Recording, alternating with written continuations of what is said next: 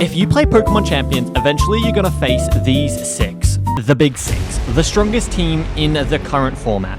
And when I finally found someone running the competitive team in ranked, I had less than 90 seconds to choose the 4 Pokemon that could beat it. At first, the answer seemed obvious. Find their biggest threat and bring its counter.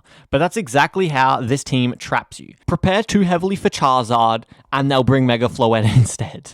Bring Intimidate for Garchomp or Basculegion, and then Kingambit shows up and punishes you for it. With only 4 slots, every answer leaves you exposed somewhere else. And one wrong choice at Team Preview could lose you the battle before turn 1. But the Big Six isn't unbeatable. Every version shares one exploitable weakness, but it only becomes clear once you understand how all 6 Pokemon work together. So as we break them down, I'll show you what your 4 Pokemon need to accomplish and what to look for at Team Preview. So no matter what team you're running, you'll be prepared when you face the Big Six. Then, at the end, I'll expose that hidden weakness and show you exactly how I used it to beat them. But first, we need to start with what should be the easiest member to counter, Garchomp.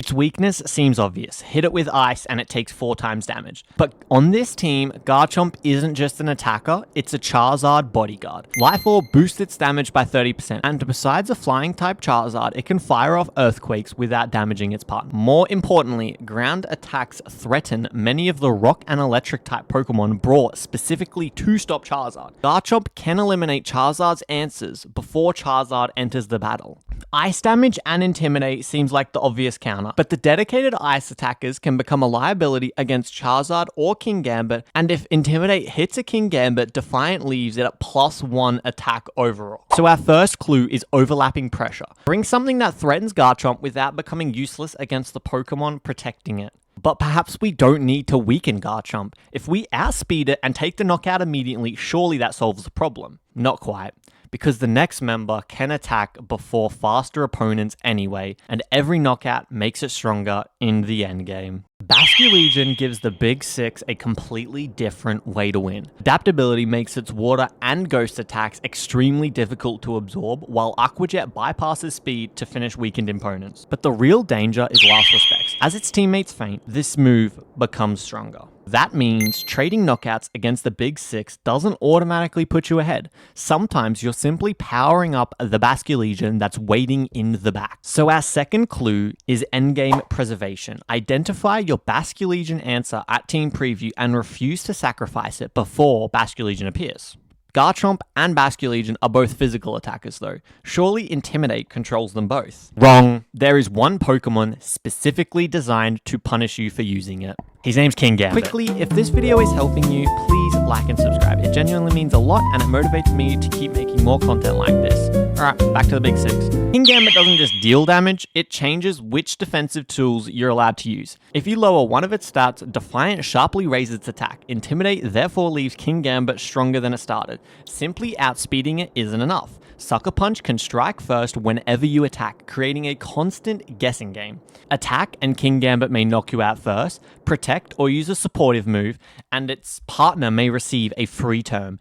Even Trick Room isn't a guaranteed solution because Kingambit is slow enough to benefit from it. The cleanest answer is direct fighting damage. It threatens Kingambit without activating Defiant. So our third clue is direct pressure. Don't try weaken Kingambit, force it to defend itself. Another problem. Now we've brought a fighting type against one of the strongest fairy attackers in the game, and we don't even know whether that Pokemon or Charizard will Mega Evolve. And this is where the Big Six can begin beating you before turn 1. When you see Charizard, you naturally prepare for Charizard. Why? You bring weather control, fire resistances, and something capable of surviving a heat wave, which is hard, but Charizard doesn't have to be the Mega. Floette can Mega Evolve instead, transforming the team into a completely different special attacking mode.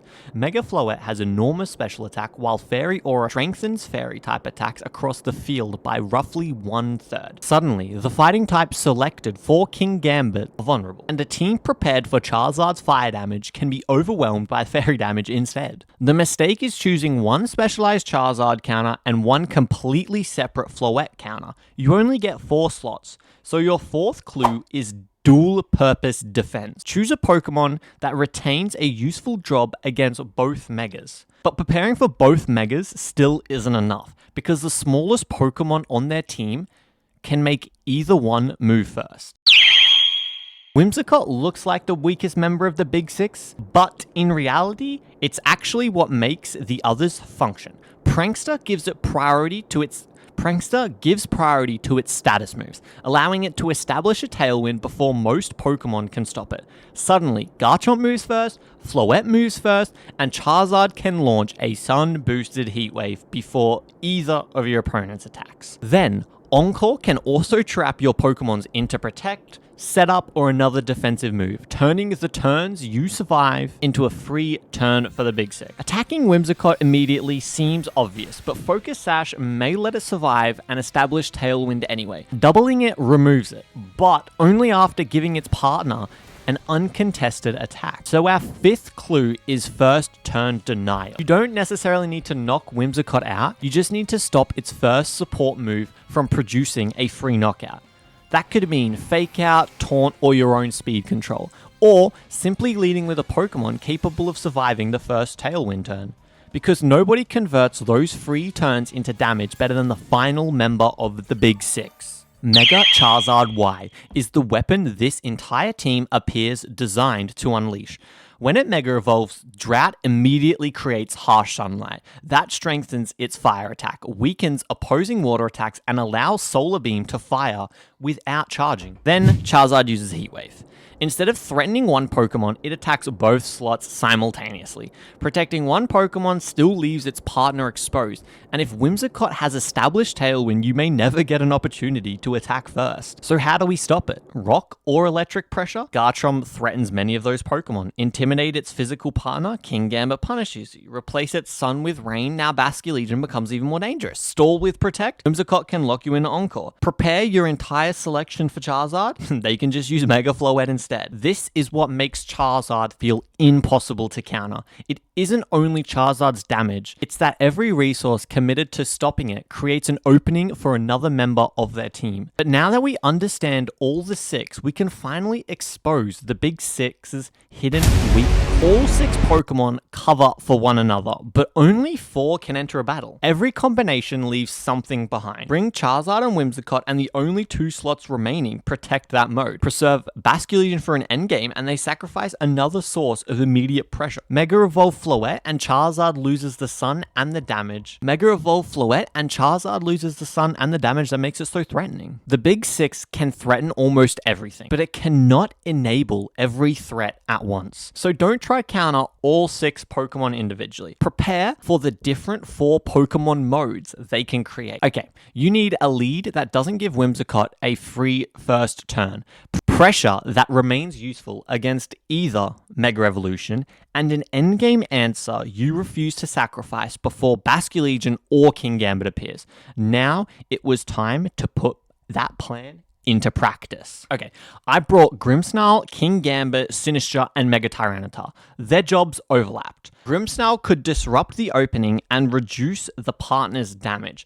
Kingambit threatened the fairy mode. Sinistcha could heal, redirect attacks, and control the middle lane. And with Kingambit and Sinistcha super weak to Charizard, Mega Tyranitar was my answer for the endgame, with coverage into Charizard and Basculegion. Fake Out disrupted their opening and gave Kingambit the space to use a Sword Stance. Grimmsnarl then established a light screen before going down, but it already had completed its job. A +2 attack, Kingambit knocks out Mega Floette with a single Iron Head. Then, Garchomp just survives a Kingambit +2 Sucker Punch. Whimsicott tried to lock it down with Encore, but Prankster does not work on Kingambit because it's Dark-type. This gave Sinistcha a chance to enter, restore Kingambit's health, and take over the support role. Garchomp's Earthquake eventually brought down Kingambit, but Machigacha immediately finished the weakened Garchomp. Now, Basculegion, the late-game monster, enters the endgame. Sinistcha used Rage Powder to draw that pressure away, giving Tyranitar the opening it needed to remove Basculegion. And suddenly, all that remained was Whimsicott, the Pokemon designed to enable the Big Six's attacker, with no attackers left to enable. It was a 2 vs 1. And yes, we beat the Big Six, not because my 4 countered all 6 Pokemon, but because Grimmsnarl denied their opening, Kingambit broke their offensive core, and I preserved Tyranitar for the exact moment Basculegion appears. Once their attackers were gone, Whimsicott had nobody left to support, so now it's your turn. Now it's your turn. Load up Pokemon Champions, look at your team, and stop asking, how do I counter all 6? Instead ask, which 4 can they bring, and what do they lose by choosing them? Answer that at Team Preview, and the strongest team in Pokemon Champions becomes a team that you can beat. Good luck, guys.